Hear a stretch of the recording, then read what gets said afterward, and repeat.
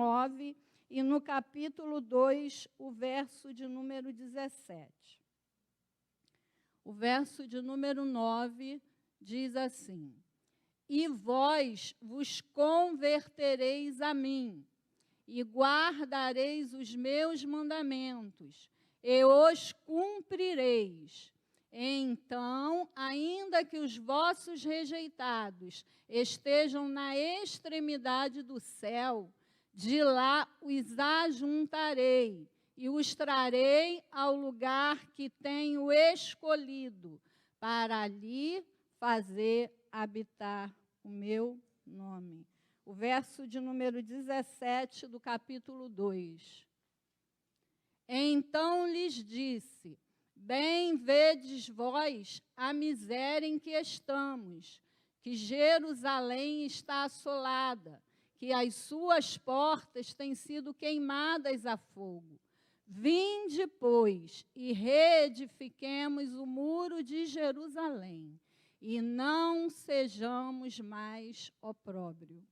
Amém, irmãos? Essa é a palavra, esses são os versículos que o Senhor colocou no meu coração para estar aqui falando nessa manhã, né? E eu gostaria, irmãos, de dar início nessa manhã, né, no primeiro ponto, que foi um ponto que ficou assim muito forte no meu coração, né? A questão de quem é esse povo que nós estamos falando agora, que está no cativeiro babilônico. Qual era a identidade desse povo? Quem era esse povo? A Bíblia vai dizer lá no livro de Gênesis que Deus chama Abraão, né, para sair do meio da sua terra, do meio da sua parentela. Abraão, capítulo 12, verso de número 5. Né, que Deus faria dele uma grande nação. E Deus envia a Abraão à terra de Canaã com uma promessa. E a descendência de Abraão passa a habitar aquela terra.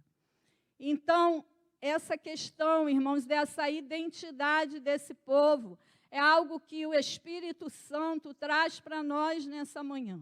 Nós somos igreja do Senhor.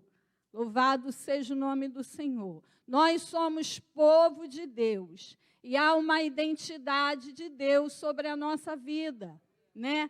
A gente vai vendo na história de Israel quantas dificuldades, né? Eles aqui estão vivendo um cativeiro de 70 anos, mas outrora os seus antepassados viveram aquele cativeiro no Egito que durara mais ou menos 400 anos. Então, era um povo, né, que mesmo sendo povo de Deus, vivia momentos, muitas das vezes, difíceis, né? Não por causa de Deus, mas porque o povo, ele constantemente se afastava da vontade de Deus. Foi o que nós aprendemos aqui a semana passada. Hora e outra, o povo estava deixando a vontade de Deus de lado. Hora e outra, aquele povo que tinha uma identidade, aquele povo que tinha, né, o domínio de Deus sobre eles, o poder de Deus estava sobre eles. Você vê isso nitidamente. Quando eles vão chegando ali após aquela saída do Egito, vão chegando próximo ali a Canaã, você percebe que há um temor ali dos reis, né, que estão ali naquela terra. A Bíblia diz que 5 deles se reúnem, né, contra aquele povo, porque havia um temor por causa do povo. Não, irmãos, porque Deus dirigia a vida daquele povo. Porque quem estava de fora via que aquele povo não era um povo qualquer. Aquele povo era um povo que tinha, né, algo diferente. Eles não eram como os demais povos. A gente percebe na história que os povos, eles tinham vários ídolos, eles tinham essa necessidade. Um ídolo era para a terra, o outro ídolo para as demais coisas, e assim sucessivamente.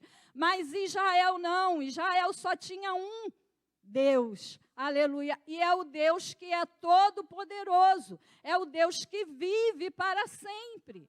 Então, é importante que a gente entenda qual é a identidade desse povo que agora está no exílio babilônico, né? Os irmãos são cientes, já foi falado aqui nos domingos anteriores, que por eles se afastarem da vontade de Deus, né, o reino do norte já havia sido destruído pelos sírios e agora chegara o tempo do reino de Judá, né?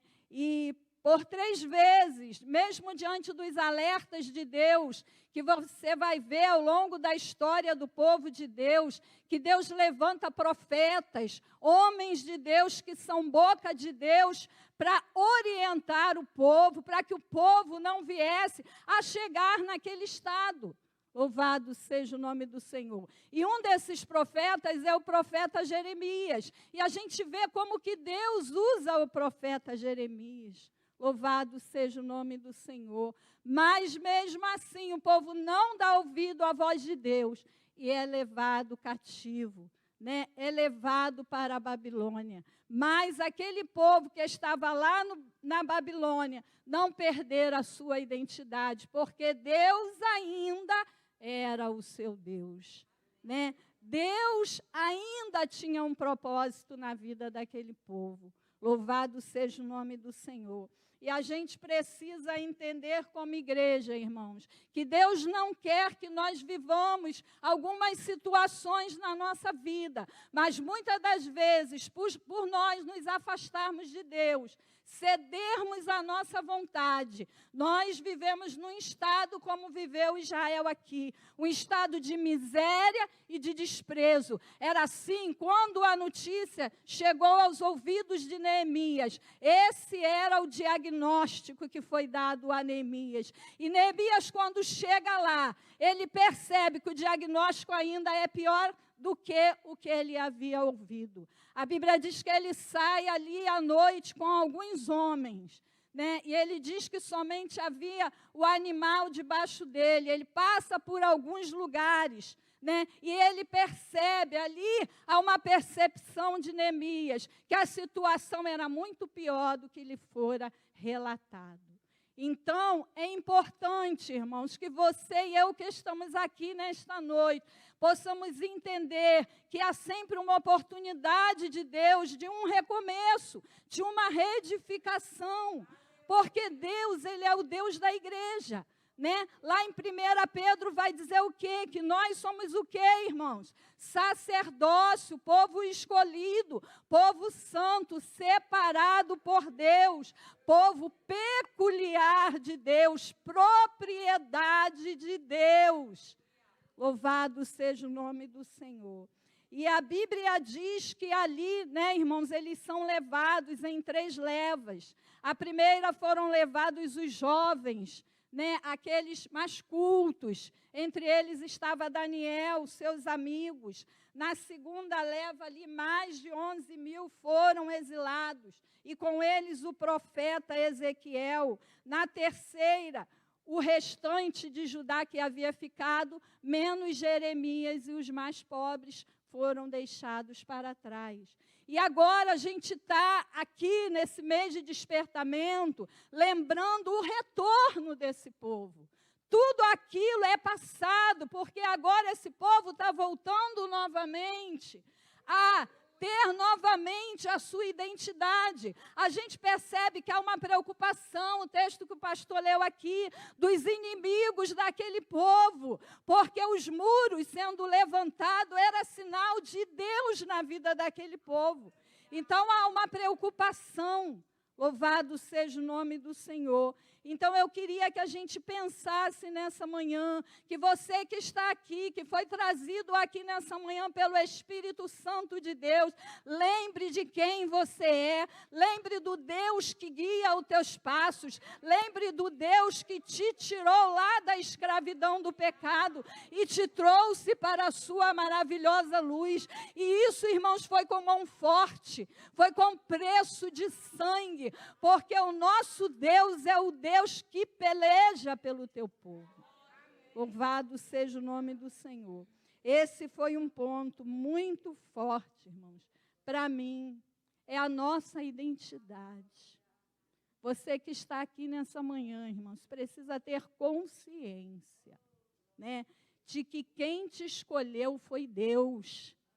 E Deus, Ele é Deus. O salmista diz que Ele reina e Ele está vestido de majestade. O salmista diz, se eu não me engano, é no Salmo 34, que ele percebe o ruído das ondas do mar, mas que o ruído do poder de Deus é de sobremaneira maior que tudo isso.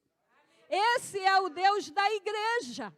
E se houve alguma circunstância na sua vida, algum momento, que você chegou ao estágio de miséria e desprezo que Israel chegou, seja você como indivíduo, né? Ou seja, você aqui como igreja, como coletivo, o Senhor está nos convidando nesse mês para voltarmos ao lugar e reedificarmos o muro.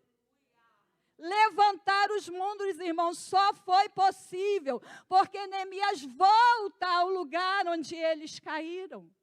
O muro, ele não podia ser reedificado, nem um pouco para lá, nem um pouco para cá, era no local exato, aonde ele havia caído. Era ali que ele precisava ser reerguido novamente. E o Espírito Santo falou comigo que existem situações na nossa vida espiritual que muitas das vezes nós não conseguimos desfrutar, né, dos privilégios, dos mistérios, do poder de Deus, porque caímos em um determinado momento e não conseguimos erguer o muro ali. Estamos até de pé, irmãos, mas o muro não é erguido.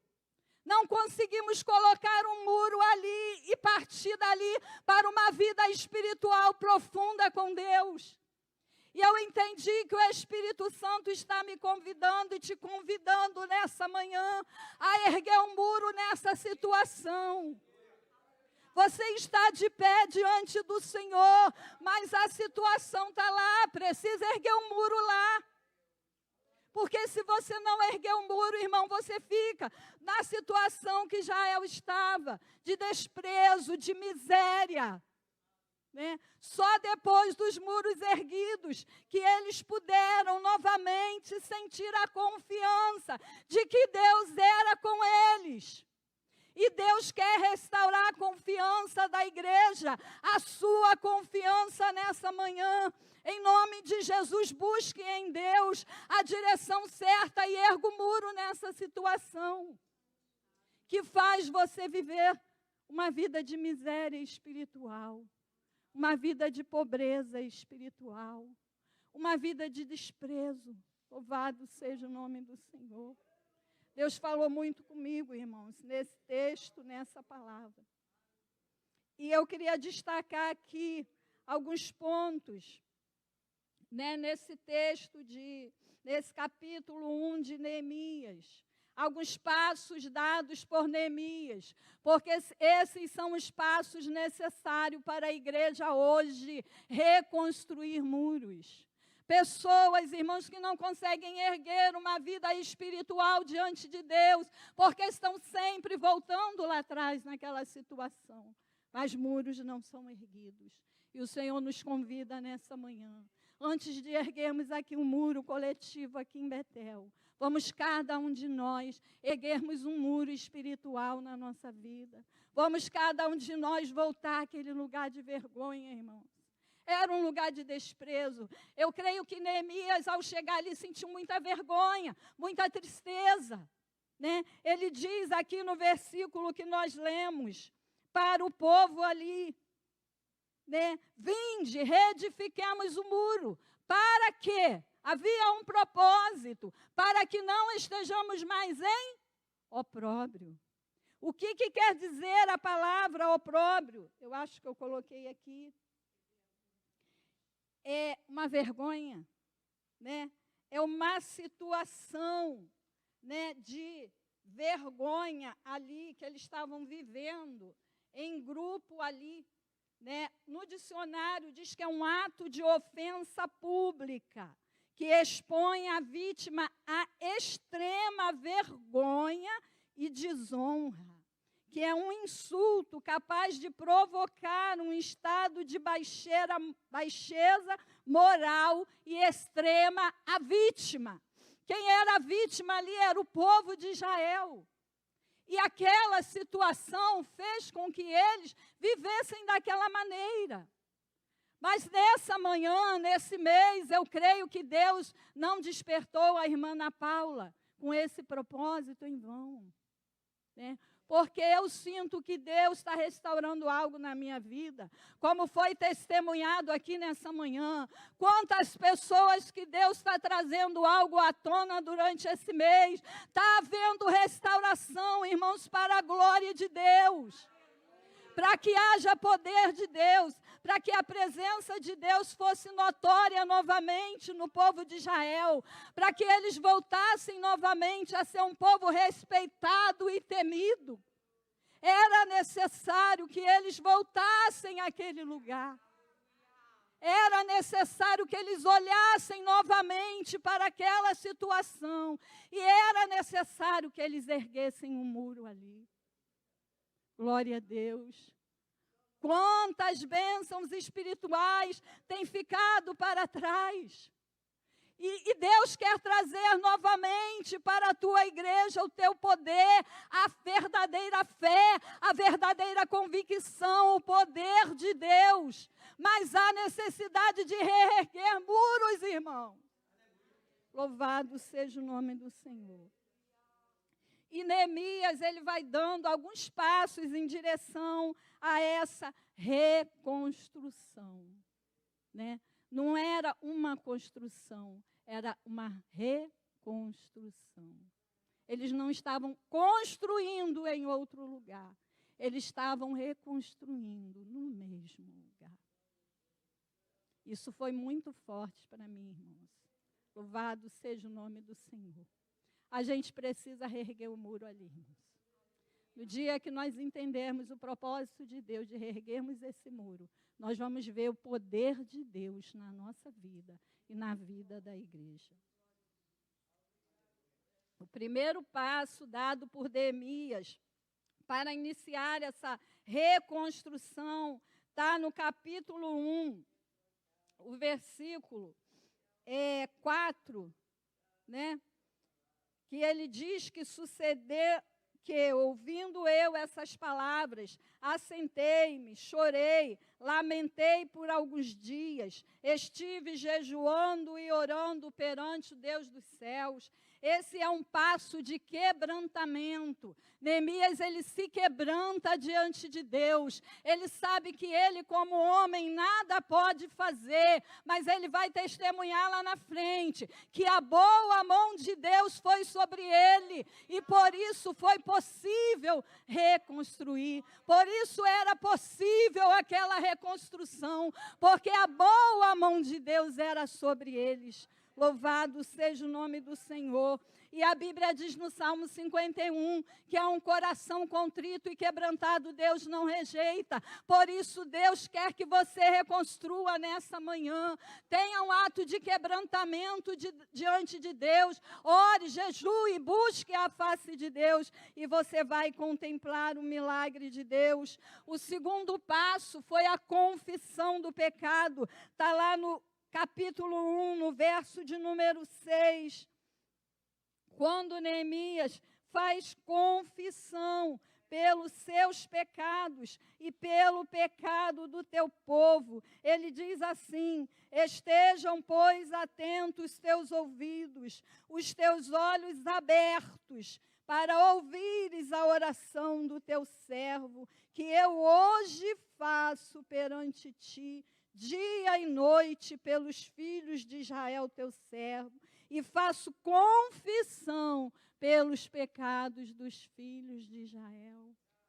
Louvado seja o nome do Senhor. São passos, irmãos, necessários para uma reconstrução. Confesse ao Senhor, né?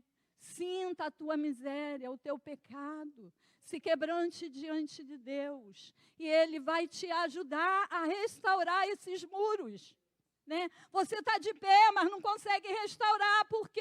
Precisa da ajuda de Deus. Então, se quebrante diante dEle. Confesse a Ele a sua situação. Reconheça a sua situação. Foi dito aqui no domingo anterior. Ele reconheceu uma situação que nem era sua, porque ele já nasceu no cativeiro babilônico, mas era dos seus pais e ele tomou para ele. Louvado seja o nome do Senhor. Terceiro passo, ele pediu ajuda de material ao rei. Está lá no capítulo 2, no verso 7, verso 8. Quando Deus faz com que o rei perceba Neemias, né, e dá oportunidade de Neemias fazer-lhe o pedido, ele pede para retornar. Aleluia, mas ele não pede somente para retornar, ele pede ajuda de materiais para o rei, né? E nós, irmãos, como igreja, nós temos o Rei dos Reis e Senhor dos Senhores. E quanto material é disponível da parte de Deus para tua e para minha reconstrução. O Espírito Santo nessa manhã está aqui, irmãos, para dar a você, né, os recursos necessários. Se é madeira, é madeira. Seja lá o que for, irmãos, mas o Espírito Santo, ele está aqui. O Senhor está aqui, Ele vai te dar. Ele vai te dar aquilo que você precisa para reconstruir novamente, para reedificar novamente. Talvez esta você esteja dizendo aqui nessa manhã, mas essa não é a minha situação. Louvado seja o nome do Senhor. Mas muitos de nós vivemos uma situação, estamos de pé, mas precisamos ainda reerguer um muro ali. Porque desse reerguer esse muro depende a nossa vitória e a nossa vida com Deus. Louvado seja o nome do Senhor. Peça um material a Ele, Ele não vai te rejeitar, né? E um passo que Neemias deu, que me chamou muita atenção, está no versículo 2, no capítulo 2, no versículo 17. A gente já está caminhando para o final, versículo 17. Foi o versículo que nós lemos aqui. Vinde, reedifiquemos o muro de Jerusalém. Aqui, Neemias está fazendo um convite, né? Agora, já não somente para aqueles que foram com ele de madrugada, mas agora Neemias se levanta e convida o povo a reedificar o muro. E o Espírito Santo colocou no meu coração uma questão muito séria, que é a questão da união. É a questão de nós entendermos que nós precisamos de Deus, mas que nós precisamos do outro. Que o outro é uma necessidade nossa para nos ajudar muitas das vezes a edificar esse muro. Que são situações muitas das vezes, irmão, que sozinho você não vai conseguir. Peça ajuda, irmão, se for necessário, peça ajuda. Peça ajuda de alguém. O Salmo de número 133 está escrito: ó, quão bom e quão suave é. É uma expressão maravilhosa. Ó, quão bom. Essa é a expressão do salmista a falar da união dos irmãos. Ó, quão bom. Quando você usa essa expressão, ó, quão bom, você está usando uma expressão de admiração, de satisfação, aleluia. Oh, quão bom e quão suave é que os irmãos vivam em união. Essa reedificação só foi possível porque houve união, como a irmã explicou para nós a semana passada. Cada um perto da tua porta, cada família em cada local, porque o espaço era grande. A reconstrução não era uma reconstrução pequena. Era uma reconstrução que demandava um território muito grande. Louvado seja o nome do Senhor. E o salmista vai dizer que essa união, irmão, entre os irmãos, ela é como óleo precioso. O salmista, ele vai lembrar do óleo que ungia, né, o homem para o sacerdócio, que era Arão. E ele vai dizer para nós, igreja do Senhor, que a união é como óleo precioso, que descia sobre a cabeça, sobre a barba, sobre as vestes de Arão. E lá no final desse salmo ele vai dizer: porque ali, aonde há união, o Senhor ordena o quê? A bênção e a vida para sempre. Então, irmãos, você precisa de alguém, eu preciso de alguém E nós temos aqui, nós que somos igreja, nós temos aqui os nossos pastores, os nossos líderes, a quem nós podemos recorrer. Não lute sozinho. Não vá sozinho para esta reconstrução, né? Peça ajuda de alguém. O Espírito Santo, ele vai te conduzir à pessoa que ele vai colocar na sua vida. Então, irmãos, eu já seguindo para o final dessa palavra, eu lembrei muito de um louvor, né,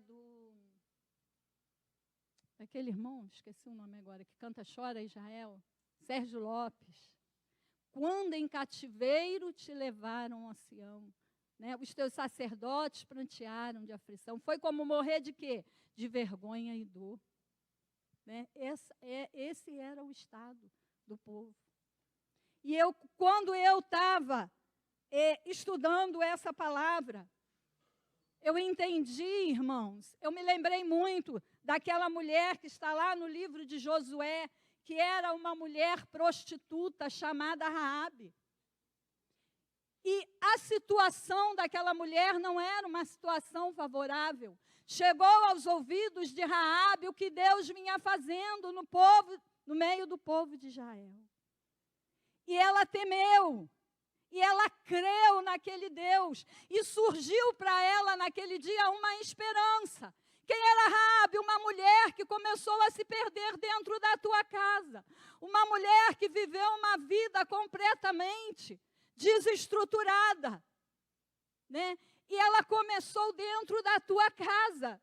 E é tão interessante que para que ela obtesse aquela vitória, para que ela reconstruísse uma nova vida, aonde foi essa reconstrução, irmão? Foi fechada dentro da tua casa novamente. Porque a Bíblia diz que Josué chega com os homens ali para cercar a cidade de Jericó. Ninguém sabe o que vai acontecer, irmão. Josué estava sendo direcionado por Deus. E eles ficam ali 7 dias rodeando aquela cidade. E eu imagino os parentes, os familiares que ela havia reunido dentro de casa. Né? Nada acontece, eles rodeiam e nada. Mas ela não podia sair dali. Havia uma ordem. Para que ela reconstruísse novamente uma nova vida, ela precisava ficar dentro de casa. E eu imagino quantas coisas não surgiram ali dentro daquele ambiente. Durante pelo menos aqueles 7 dias, ela deve ter ficado trancada ali com a sua família. Porque a ordem dos vigias foi essa. E ela viu o povo cercando a cidade. Ela não sabia que hora, ela não sabia qual era o momento que ia acontecer, que os muros iam cair e o povo ia entrar.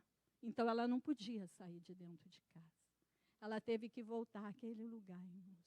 E ali junto com a tua família. Em união ali com os seus familiares. Não sei se alguém desistiu, não sei se alguém saiu para fora durante aquele período, a Bíblia não diz. Mas ela, com alguns dos seus, saíram dali para uma nova vida. Eu me lembrei muito da história dessa mulher. Aleluia, para uma nova vida. Né? Diante da exposição do problema, irmãos, nós precisamos ter reações. Você sabe onde o problema está. O que você precisa fazer? Voltar lá e reconstruir o muro. Voltar lá e reedificar. A igreja sabe, irmãos, louvado seja o nome do Senhor. Porque Deus não opera hoje como operava no passado, a igreja sabe. Mas ela não consegue ir lá e edificar novamente, reedificar. E é isso que o Senhor nos está convidando nessa manhã, a fazermos isso, a tomarmos essa posição. Para a gente concluir, irmãos, Neemias, ele, após ter detectado o problema, após o problema ser exposto, né, o objetivo, né, de Neemias, glória a Deus, foi alcançado. Está lá no versículo que nós lemos aqui nesta noite, nessa manhã, irmãos. Olha só, Neemias, capítulo 1, versículo de número 9. e vós vos convertereis a mim. Aqui Neemias está orando e lembrando das palavras que Deus havia dito para o teu povo. Irmãos, porque mesmo no cativeiro, Deus não desistiu do seu povo. Ele vai dizer aqui, ó, e vós vos convertereis a mim, guardarei os meus mandamentos e os cumprireis. Então, ainda que os vossos rejeitados estejam na extremidade do céu, de lá os ajuntarei, os trarei ao lugar que tenho escolhido, para ali, naquele lugar, fazer habitar o meu nome. Então, se a gente pensar, irmãos, Israel está saindo do estado de vergonha, para no meio de Israel habitar novamente o nome do Senhor. Para no meio de Israel, novamente, Deus começar a fazer coisas grandes, como fazia no passado. Glória a Deus. E eu queria, para fechar, ler com os irmãos 2 versículos que está no livro do profeta Jeremias. Que foi uma palavra, irmãos, que também tocou muito no meu coração, que o Espírito Santo falou muito comigo. Porque quando o povo está no exílio babilônico, né, mesmo lá, Deus, na minha Bíblia, tem por título Carta aos Exilados. Neemias, direcionado pelo Espírito Santo de Deus, ele escreve uma carta para os exilados de Babilônia, em Babilônia. E ele diz assim, no versículo de número 5 e 6 somente: edificai, capítulo 29, Jeremias 29, verso 5, Jeremias 29, verso 5 e 6. Edificai casas, habitai-as, plantai jardins e comei o seu fruto. Tomai mulheres, gerai filhos e filhas. Tomai mulheres para os vossos filhos e dai vossas filhas a maridos, para que tenham filhos e filhas. Multiplicai-vos ali e não vos diminueis. Né? Essa é a ordem de Deus para eles no exílio babilônico. Olha, irmãos, o cuidado de Deus, ele é muito grande. Deus te chama hoje, eu não sei qual é a sua situação, mas se você está vivendo uma situação parecida, né, Deus te chama hoje a sair desse estado, a reconstruir ali, para que a presença de Deus habite no meio da tua vida, né, para que você tenha uma vida espiritual, né, mais movimentada pelo Espírito Santo de Deus. Deus não abandonou o teu povo lá mesmo Deus está dizendo, olha, não quero que vocês se diminuam, vocês precisam mesmo no exílio multiplicar-vos, porque esse cativeiro não durará para sempre. Vou trazê-los novamente, e a minha presença será novamente no meio de vós. Aleluia. E essa promessa, a gente sabe que ela vai se cumprir ainda integralmente no dia em que o Senhor, aleluia, descer dos céus para socorrer a nação de Israel. Mas Deus está no meio do teu povo. Deus está no meio da igreja hoje. E Ele está dizendo para nós nessa manhã, não se diminua, multiplique, busque a minha presença. Saia desse estado de vergonha que você se encontra, porque quero eu fazer habitar o meu nome na tua vida. Aleluia, quero eu fazer habitar o meu nome na tua vida. E quando o nome do Senhor habita na nossa vida, irmão, tudo é diferente. Aleluia. Você vai orar com poder. Você vai ter mais fé. Aleluia. Você vai ter mais convicção para orar pelos enfermos. Você vai ter mais convicção para ministrar a palavra de Deus. Aleluia, porque há um movimento na tua vida espiritual, e essa palavra durante esse mês eu creio que é para isso, para trazer movimento para a nossa vida espiritual.